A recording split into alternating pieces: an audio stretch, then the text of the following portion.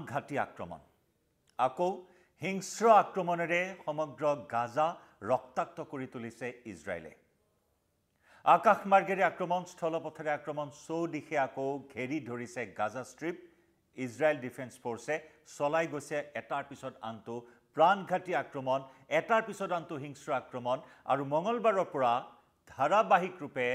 গাজা ষ্ট্ৰিপৰ বিভিন্ন প্ৰান্তত চলাইছে নিৰ্বিচাৰ আক্ৰমণ নিৰ্বিচাৰ বোমা বৰ্ষণ ইজৰাইল ডিফেন্স ফোৰ্ছৰ আৰু য'ত নেকি কেইবাজন লোকে প্ৰাণ হেৰুৱাইছে কেইবাজন লোক আঘাতপ্ৰাপ্ত হৈছে নমস্কাৰ প্ৰিয় দৰ্শক মই জয়ন্ত মাধৱ গোস্বামী আপোনাক স্বাগতম জনাইছো নিউজ 18 অসম নৰ্থ ইষ্টৰ ডিজিটেল লাইভলৈ ডিজিটেল লাইভত লৈ আহিছো এই মুহূৰ্তৰ মধ্যপ্ৰাচ্যৰ শেহতীয়া আপডেট মধ্যপ্ৰাচ্য আকৌ জ্বলি উঠিছে মধ্যপ্ৰাচ্যৰ সংঘাত বিশেষকৈ ইজৰাইল আৰু হামাছৰ সংঘাত ইজৰাইল আৰু হুথিৰ সংঘাত ইজৰাইল আৰু হিজবুল্লাৰ সংঘাতে যেন পুনৰ উগ দি উঠা পৰিলক্ষিত হৈছে হামাছ আৰু ইজৰাইলৰ যুদ্ধৰ 18 মাহ হ'ল এই 18 মাহ ধৰি নিৰবিচ্ছিন্নভাৱে চলি আছে এই যুদ্ধখন তাৰ মাজতে চলিত বৰ্ষৰ জানুৱাৰী 19 তাৰিখৰ পৰা সাময়িক যুদ্ধবিৰতি প্ৰায় 42 দিনীয়া যুদ্ধবিৰতি কিন্তু তাৰ পিছতে আকৌ আক্ৰমণ প্ৰত্যাক্ৰমণৰ ঘটনাই জোকাৰিছে মধ্যপ্ৰাচ্য এই 18 মহীয়া যুদ্ধত এই পৰ্যন্ত গাজা ষ্ট্ৰিপত প্ৰায় 51,000ৰো অধিক পেলেষ্টাইনী নাগৰিক নিহত হৈছে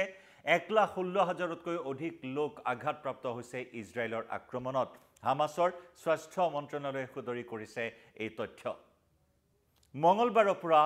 গাজা ষ্ট্ৰিপৰ বিশেষকৈ দক্ষিণ গাজাৰ বিভিন্ন প্ৰান্তত খান ইউনিছত ৰাফাত ধাৰাবাহিক আক্ৰমণৰ ঘটনা সংঘটিত হৈছে হাৰি যোৱা নাই হাস্পতাল হাৰি যোৱা নাই শৰণাৰ্থী শিবিৰ হাৰি যোৱা নাই বিদ্যালয় বিভিন্ন প্ৰান্তত এই আক্ৰমণৰ ঘটনা সংঘটিত হৈছে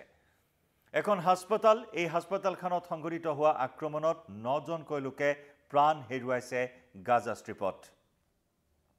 ষ্ট্ৰিপৰ বিশেষকৈ দক্ষিণ গাজাৰ কুৱেইটি ফিল্ড হাস্পতালত সংঘটিত কৰিছে ইজৰাইলে এক ভয়ানক আক্ৰমণ এই আক্ৰমণত 9জনকৈ লোকৰ মৃত্যু হৈছে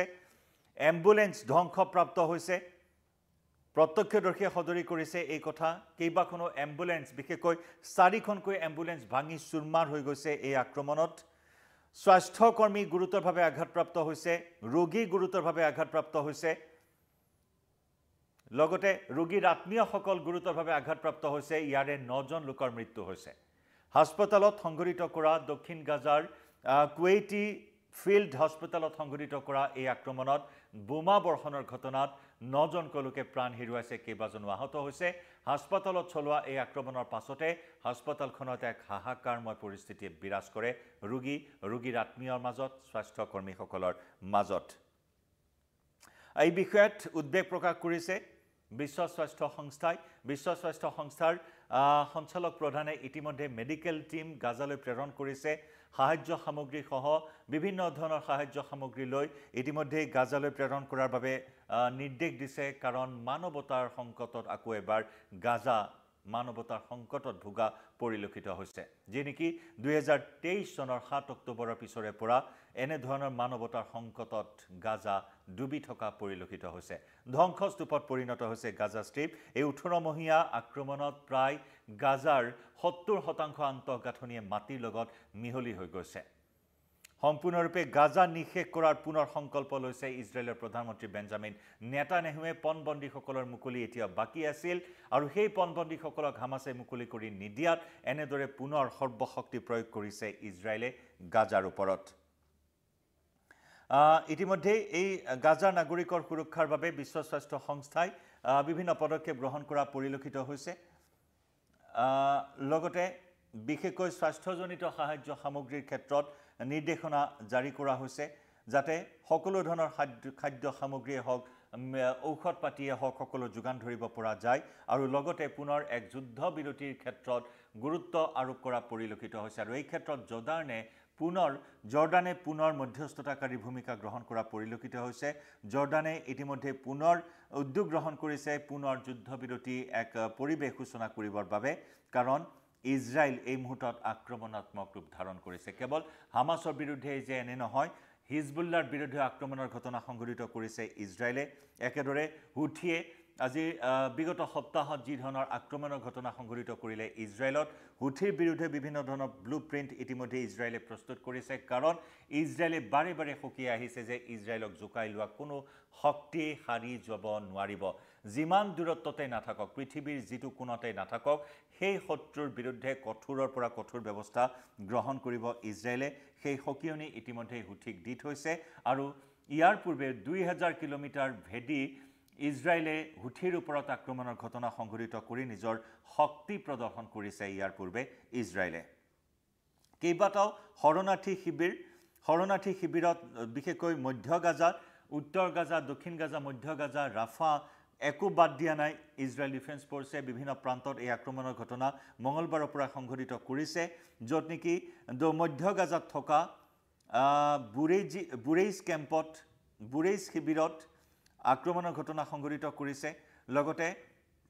নাছেৰিয়াত শৰণাৰ্থী শিবিৰত আক্ৰমণৰ ঘটনা সংঘটিত কৰিছে লগতে জাবালিয়া শৰণাৰ্থী শিবিৰতো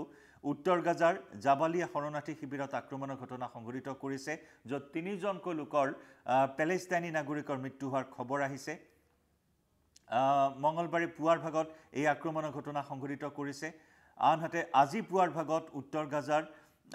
এটা আক্ৰমণৰ ঘটনা সংঘটিত হৈছে য'ত নেকি 6জনকৈ পেলেষ্টাইনী নাগৰিক মৃত্যুৰ খবৰ দিয়া হৈছে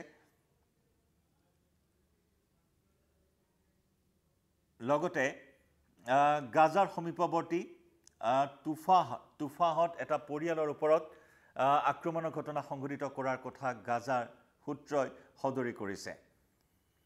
এনেদৰে দিন ৰাতি একাকাৰ কৰি মঙলবাৰৰ পৰাই গাজা ষ্ট্ৰিপত চলিছে ইজৰাইলৰ ভয়ংকৰ আক্ৰমণ আন এক গুৰুত্বপূৰ্ণ খবৰ যে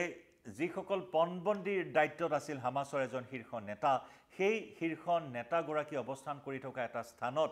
আক্ৰমণৰ ঘটনা সংঘটিত কৰিছে ইজৰাইল ডিফেন্স ফৰ্চে আৰু তাৰ পাছৰ পৰা সেই শীৰ্ষ নেতাগৰাকীৰ সৈতে হামাছে যোগাযোগ স্থাপন কৰিব পৰা নাই গতিকে সেই পণবন্দীসকলক লগত লৈ আছিল নেকি সেই বিষয়টো এই মুহূৰ্তত কিছু চাঞ্চল্য তথা প্ৰতিক্ৰিয়াৰ সৃষ্টি হোৱা পৰিলক্ষিত হৈছে কাৰণ কেইবাজনো পণবন্দী প্ৰায় 51-50ৰো ওপৰ পণবন্দীক এতিয়াও মুকলি কৰি দিবলৈ বাকী আছে ইজৰাইলে সেই পণবন্দীসকলৰ দায়িত্ব থকা হামাছৰ শীৰ্ষ নেতাগৰাকীৰ কোনো ধৰণৰ যোগাযোগ এই মুহূৰ্তত স্থাপন কৰিব পৰা হোৱা নাই মঙলবাৰৰ এটা ভয়ংকৰ বোমা আক্ৰমণৰ ঘটনা সংঘটিত হৈছে সেই নেতাজনে অৱস্থান কৰি থকা স্থানত সেই কথা সদৰি কৰা হৈছে কিন্তু কিমান নিশ্চিত এই খবৰ সেই সন্দৰ্ভত কিন্তু এতিয়াও ইজৰাইলৰ ফালৰ পৰা কোনো তথ্য সদৰি কৰা নাই একেদৰে হিজবুল্লাৰ বিৰুদ্ধে আক্ৰমণাত্মক ৰূপ ধাৰণ কৰিছে হিজবুল্লাৰ বিৰুদ্ধে অভিযান পুনৰ আৰম্ভ কৰিছে ইজৰাইলে এনেদৰে মধ্যপ্ৰাচ্যৰ সংঘাতে পুনৰ তীব্ৰতৰ ৰূপ ধাৰণ কৰা পৰিলক্ষিত হৈছে জৰ্ডান আমি পুনৰ জনাইছো জৰ্ডানৰ মধ্যস্থতাত পুনৰ শান্তি স্থাপনৰ প্ৰয়াস কৰা হৈছে জৰ্ডানৰ প্ৰধানমন্ত্ৰীয়ে ইতিমধ্যে আমেৰিকাৰ ৱাশ্বিংটনৰ প্ৰশাসনৰ সৈতে হোৱাইট হাউচ প্ৰশাসনৰ সৈতে বাৰ্তালাপত মিলিত হৈছে কেনেদৰে যুদ্ধ হাম কটাব পৰা যায় কেনেদৰে ইজৰাইলৰ আক্ৰমণক বাধা দিব পৰা যায় সেই বিষয়ত পুনৰ তৎপৰতা গ্ৰহণ কৰিছে জৰ্ডানৰ প্ৰধানমন্ত্ৰী আৰু যাৰ বাবে আমেৰিকাৰ মাৰ্কিন প্ৰশাসনৰ সৈতে সঘনাই যোগাযোগত থকা পৰিলক্ষিত হৈছে অৱশ্যে শেহতীয়াকৈ এই আক্ৰমণ প্ৰত্যাক্ৰমণত আমেৰিকাৰ কি স্থিতি হয় সেয়া প্ৰকাশ কৰা নাই কাৰণ আমেৰিকাৰ ৰাষ্ট্ৰপতি ডোনাল্ড ট্ৰাম্পেও ইতিমধ্যে হামাছক সকীয়াই দিছিল যে পণবন্দীসকলক মুকলি কৰি দিব লাগিব অন্যথা নৰক সদৃশ পৰিস্থিতিৰ সৃষ্টি হ'ব গাজা ষ্ট্ৰিপ আৰু ঠিক তেনেদৰেই যেন ইজৰাইলৰ আক্ৰমণত পুনৰ নৰক সদৃশ পৰিস্থিতিলৈ পুনৰ গমন কৰিছে গাজা ষ্ট্ৰিপ আকৌ নিৰীহৰ তেজেৰে ৰাঙলী হৈছে গাজা ষ্ট্ৰিপ পেলেষ্টাইনী নাগৰিকৰ তেজৰ নৈ বৈছে ইজৰাইলৰ আক্ৰমণত গাজা ষ্ট্ৰিপত প্ৰাণঘাতী আক্ৰমণ প্ৰাণনাশী আক্ৰমণ হিংস্ৰ আক্ৰমণত আকৌ কঁপিছে গাজা আমি মধ্যপ্ৰাচ্যৰ প্ৰতিটো আপডেট জনাই যাম আপোনাক এই মুহূৰ্তত লাইভৰ পৰা বিদায় লৈছোঁ ধন্যবাদ